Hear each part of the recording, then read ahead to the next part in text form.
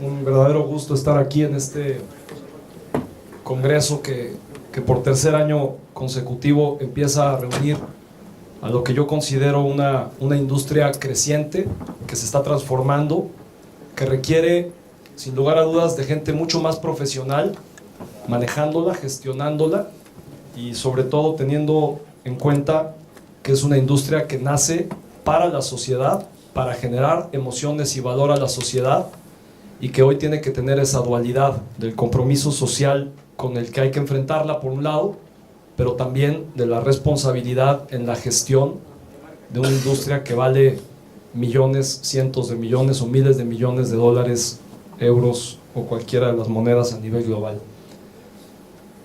México, cuando hablamos de México, me parece que uno se acuerda de pirámides, de playas, y ya los más metidos en el asunto de tequila, de mezcal y de alguna buena música. Pero creo que México es mucho más que eso. México es la 15ª economía del mundo, es el 10º país en términos de población, y México tiene tratado de libre comercio con más de 46 países. En términos de fútbol, los números también son muy sólidos. En la temporada pasada México fue el 4º país en asistencia a sus estadios, con más de 8 millones de personas visitando estos estadios.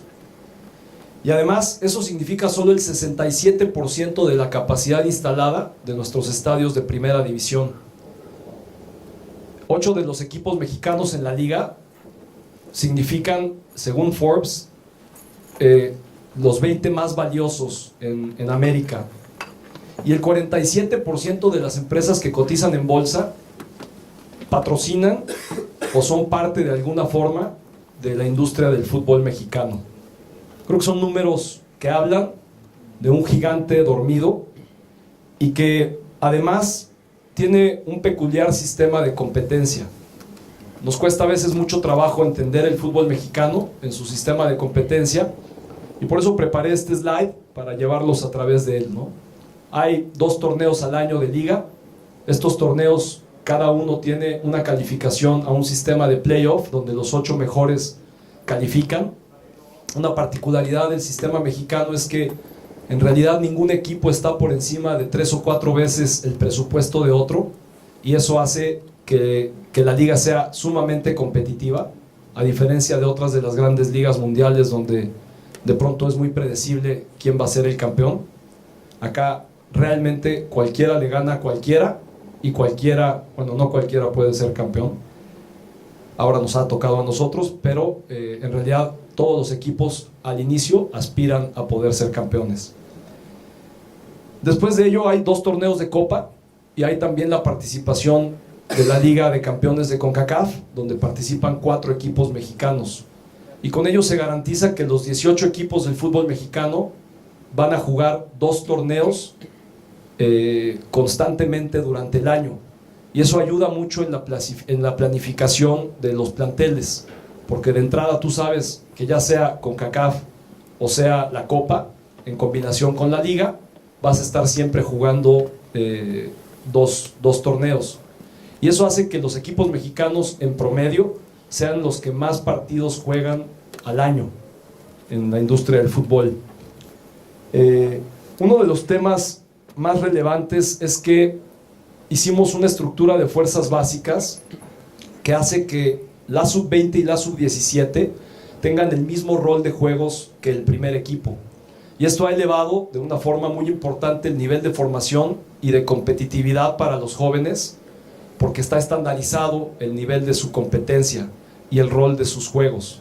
También hay 2 torneos al año de sub-15, 2 torneos al año de sub-13, homologados para todos los equipos de la liga, y todos los equipos de la liga también tienen un equipo femenil, que esa liga ha iniciado hace un par de años, y hoy el 100% es transmitida en televisión, y está tomando también un valor muy relevante en el proceso como liga, pero también hacia la formación de nuestros jugadores en las selecciones femeninas. Y México además está en una condición única, porque creo que no existe otro país en el mundo que pueda servir 2 mercados de forma natural.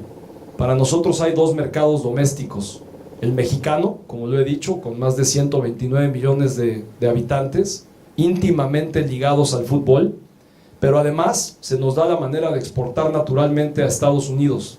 México tiene 3.200 kilómetros de frontera con Estados Unidos. Y ayer en el panel lo comparaba para nuestros amigos aquí de Europa. Estás hablando de que eso es casi 10 veces la frontera que España tiene con Francia. Y obviamente ese mercado americano para nosotros significa un enorme potencial.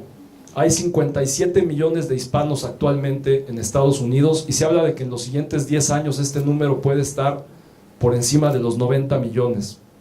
De esos 57, 63% son mexicanos. Y solo en partidos amistosos de los que nosotros jugamos allá, no como el que pretende jugar la liga en Estados Unidos, si es que los dejan allá, primero tienen que resolverlo de acá. De esos partidos amistosos que nosotros jugamos en Estados Unidos, recibimos en los estadios 2 millones de personas al año que gastan 165 millones de dólares en estos eventos. De ese tamaño es el mercado que nosotros naturalmente atendemos en Estados Unidos. 60% del valor de los derechos de televisión de los equipos mexicanos vienen del mercado americano. Y en términos de rating, creo que esta gráfica ilustra muy claro tres de las grandes ligas que se transmiten ahí. El fútbol mexicano, en Estados Unidos, el fútbol mexicano está como el tercer deporte, después de la NFL y la NBA, antes del hockey y del béisbol. El rating del fútbol mexicano está por encima de esos dos. Y comparado con la Liga Premier y con la propia MLS, duplicamos en torneo regular y obviamente en nuestras fases de playoffs los ratings de los grandes partidos de estas ligas.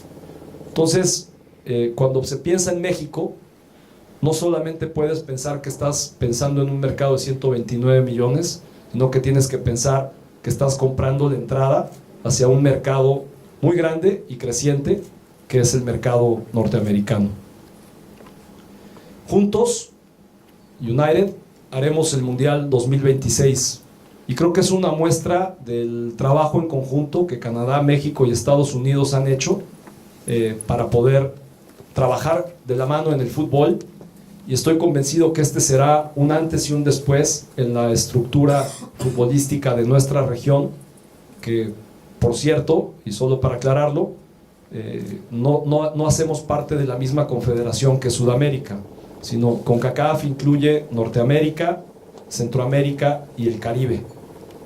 Pero esta fortaleza que nosotros en Norteamérica tenemos como región y las similitudes en la manera en la que son operados y gestionados nuestros equipos deportivos, teniendo hoy básicamente dueños privados, es decir, sociedades anónimas en todas nuestras estructuras, o en el 95% de nuestros equipos, creo que hacen la posibilidad de generar un bloque hacia el futuro sumamente interesante. Ese es el contexto de mercado en el que el fútbol mexicano se mueve. Y mi percepción es de que hay una falta de conocimiento muy grande, sobre todo en Europa, sobre lo que realmente significa el fútbol mexicano, insisto, y las oportunidades que conlleva el poder invertir o trabajar de la mano con nuestro fútbol.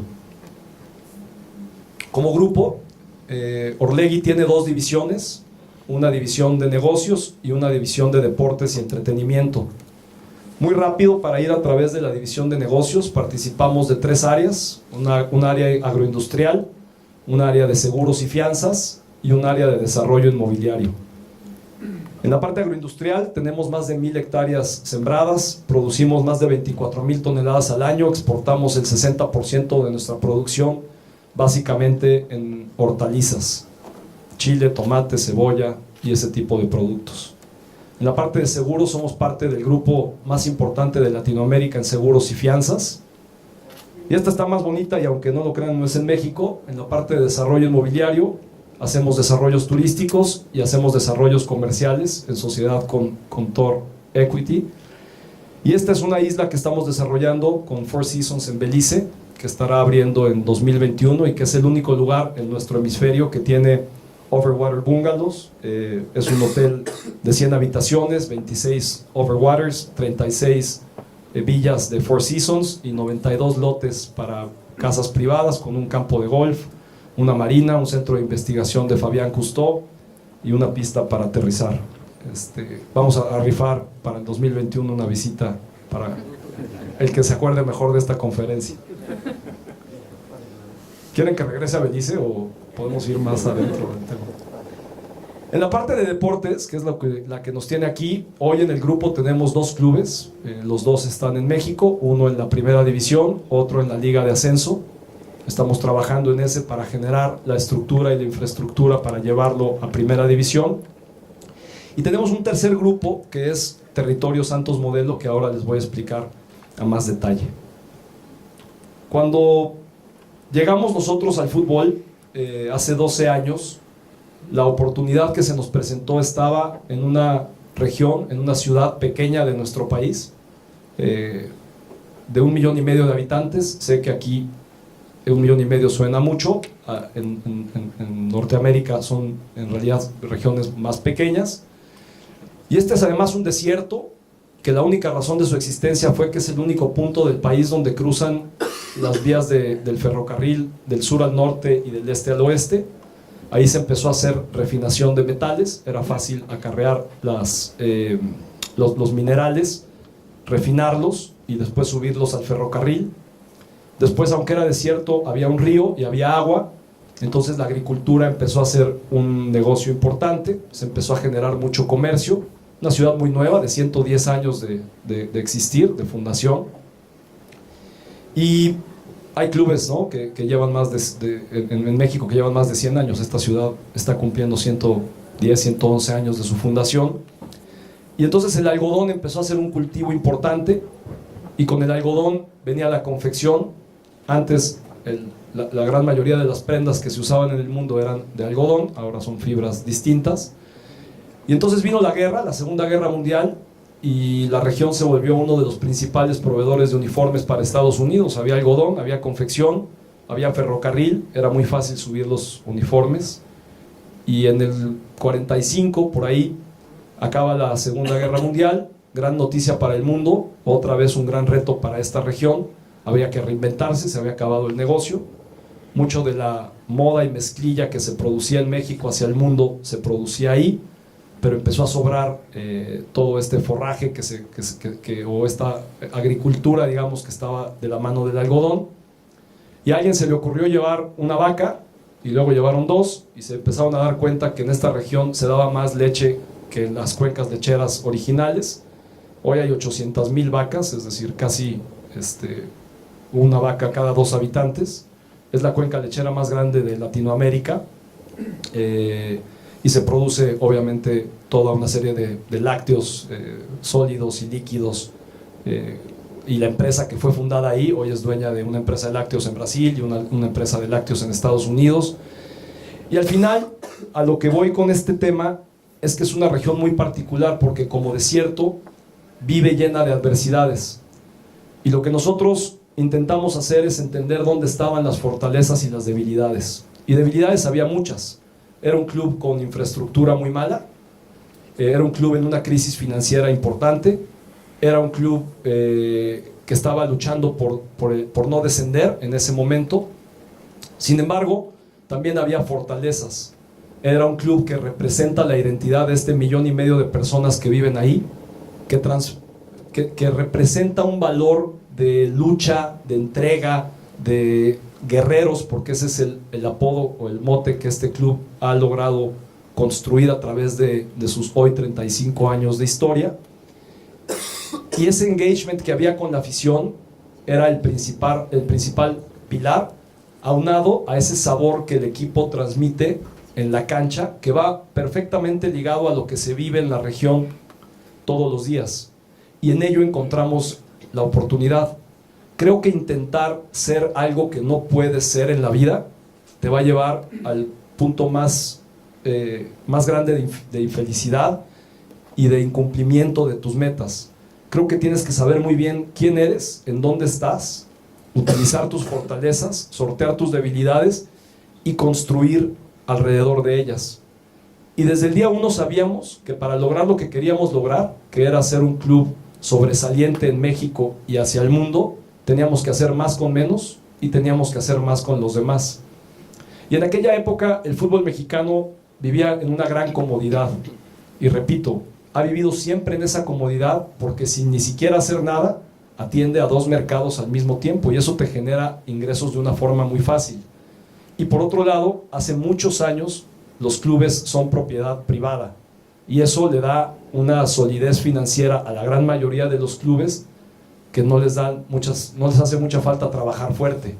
Nosotros teníamos que trabajar muy fuerte en este proyecto y básicamente decidimos trabajar de 3 maneras para lograr 3 cosas. Generar infraestructura, porque hoy sin infraestructura es imposible poder desarrollar el deporte como se debe de desarrollar. Generar estructura y después generar procesos. ¿Y cómo hicimos eso? Este era el estadio, ¿no? Era un estadio de 15,000 aficionados que se inauguró en 1968, si mal no recuerdo. Muy rupestre, muy chiquito, con muy pobres instalaciones. Y 18 meses después, este fue el estadio que construimos. El Estadio Corona, que más que un estadio, es un centro integrado de entretenimiento, donde en 23 hectáreas tenemos nuestras canchas de entrenamiento, construimos una parroquia que donamos a la diócesis local para que se volviera un centro comunitario importante, donde van 450 feligreses, es decir, caben dentro de la parroquia, tiene columbario, tiene zonas parroquiales, y eso empezó a integrar el lugar a la sociedad y empezó a generar un desarrollo y un crecimiento muy importante en la región. Tenemos comercios, tenemos oficinas, tenemos gimnasios abiertos al público, tenemos nuestro centro de formación, tenemos escuela para nuestros jugadores, tenemos escuela para fútbol de niños, donde cerca de 500 niños practican en las tardes fútbol. Y en este territorio se vive de una forma integrada todo el proceso. Ahora había que generar la estructura. Este es un poco cómo está hoy el territorio, con nuestras canchas de entrenamiento, insisto, la parroquia, el estadio, las escuelas, el centro de formación. Y ahora había que generar la estructura. En el segundo paso que vamos, que iniciará el año que viene, se integra un centro comercial y un hotel con vista a la cancha, y esperemos tenerlo completado también para el 2021. Ese va a ser a principios de 2021 probablemente, cuando esto ya haga parte de todo el complejo. Y cuando llegamos ahí, nos costaba mucho trabajo ser autosuficientes en agua. Tratamos cerca de 800 metros cúbicos de agua al día, y somos 100% autosuficientes en riego y en todo el uso de agua en el complejo. Hoy estamos rodeados de casas, estamos rodeados de universidades, estamos rodeados de un gran desarrollo inmobiliario que se gestó a partir de la construcción de este inmueble. Y todo lo que ven aquí lo construimos de inicio a su inauguración, que va a cumplir 10 años en noviembre del año que viene, estamos cumpliendo 9 ahora, en 18 meses. Esa es la magia y la fuerza con la que una región se compromete a desarrollar y a construir infraestructura deportiva.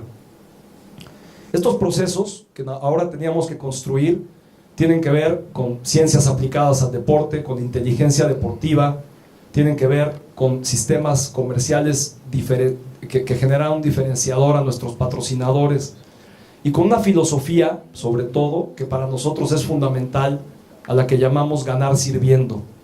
Porque al final, cualquiera que esté en el deporte mentiría si no dijera que su primer objetivo es ganar. Claro que queremos ganar, pero para nosotros es muy importante el cómo. Y creo y veo muchas caras muy jóvenes, lo cual me da mucho gusto, y veo mucha gente preparándose en maestrías y carreras a través del deporte.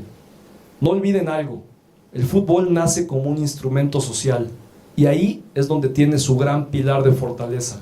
Y después se convierte en una industria multimillonaria, de gran competitividad, donde hay mucha gente buscando generar valor y buscando también ganar dinero. Qué bueno que haya sucedido eso para el fútbol. Pero así como al doctor no se le puede olvidar, al médico, que su principal razón de existir es ayudar al mejor vivir de la gente y salvar vidas humanas, creo que a la industria del fútbol, por más económicamente exitosa que sea, nunca se le debe de olvidar que su gran misión es generar valor a la sociedad. Por eso, para nosotros la forma es fundamental, y ganar sirviendo es una forma de vivir en el grupo y en todo lo que hacemos. Hemos generado una fundación dentro de nuestras organizaciones deportivas que trabaja con la comunidad.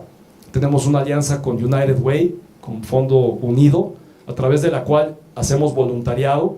No predicamos religión alguna, predicamos valores universales y buscamos que nuestros jugadores tengan la mejor educación, la mejor formación, por supuesto la mejor preparación física, técnica y táctica, y volverlos seres humanos 100% integrales.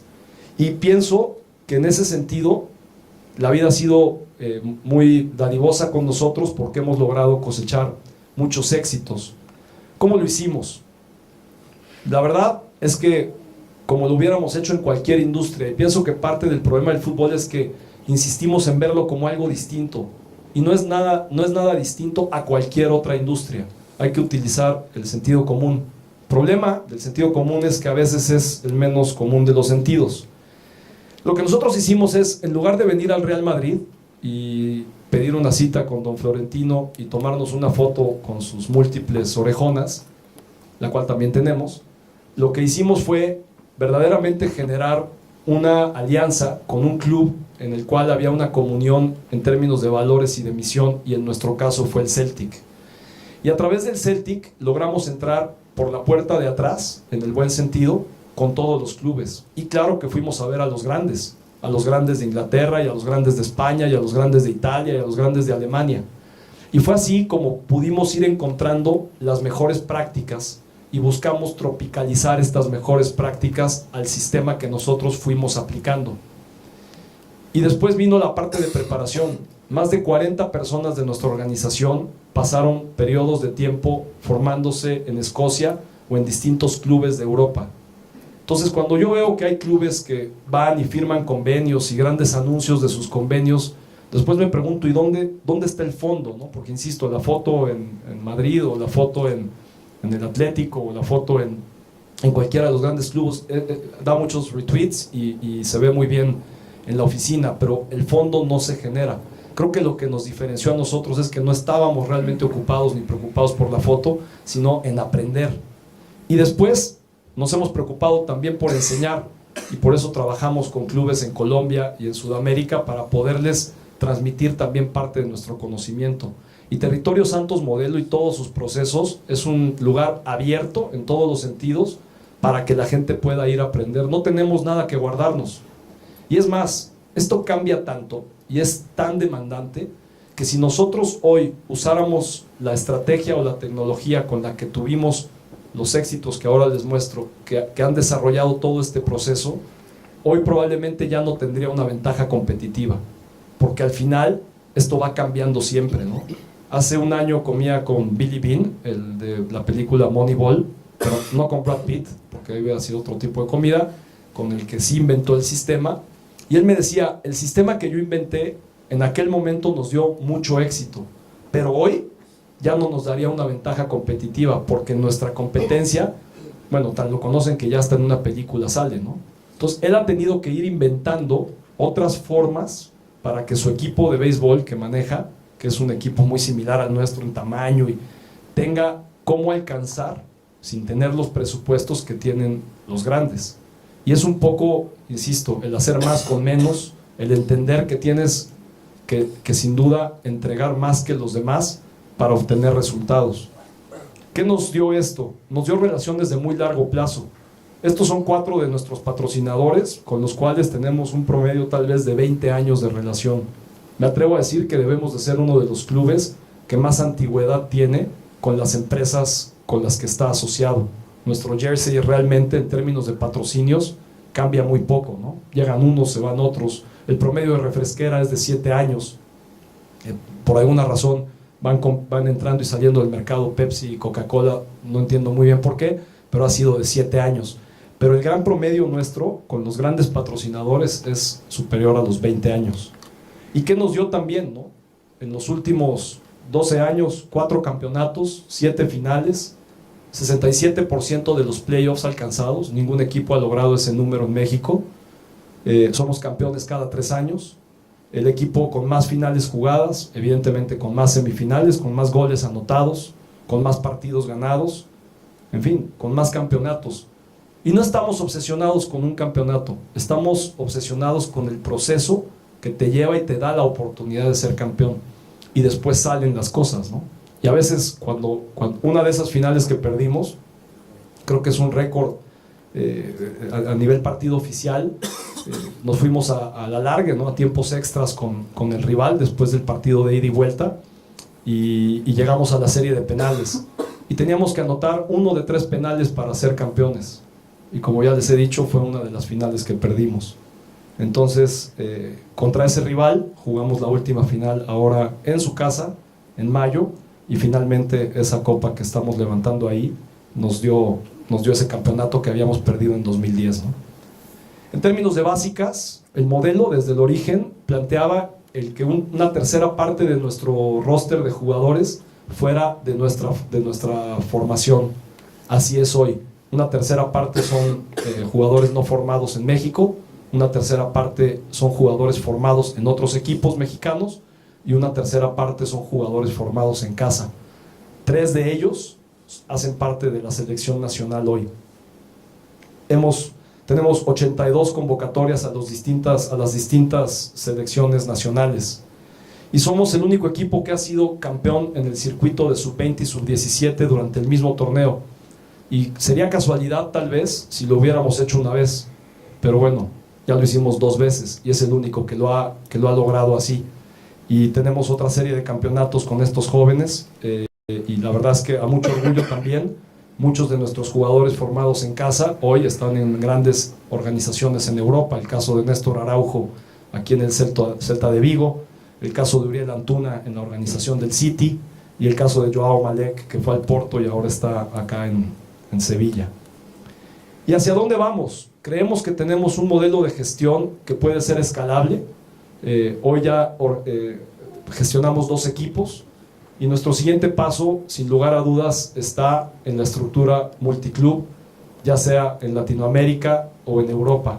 Y creemos que tenemos un sistema que ha probado tener éxito, insisto, que puede ser escalable y que puede generar grandes sinergias.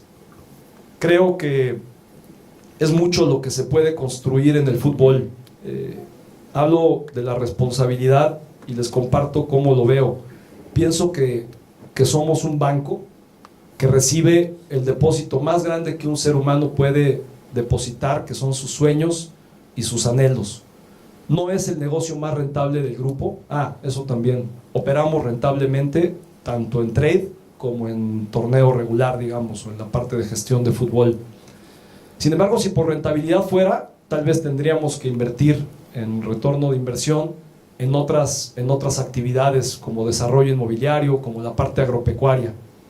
Pero cuando sumas a tu rentabilidad el valor que generas a la sociedad, es cuando el fútbol se vuelve mágico, es cuando realmente te das cuenta que puedes inspirar, que puedes mover el corazón de la gente, que tienes una enorme responsabilidad. En el banco la gente va y deposita su dinero, sus valores. Aquí no nos depositan dinero. Lo que vienen y nos depositan es sus sueños, sus anhelos, sus emociones, su confianza, y hay que responderles con rédito. E insisto, cuando sumas eso a tu EBITDA, entonces te das cuenta que tienes la fortuna de trabajar, de servir y de ganar sirviendo en el negocio de mayores fantasías, más creciente en el mundo, y que es verdaderamente un privilegio poder ser parte de esta industria. Muchas gracias a todos y muy buenas tardes.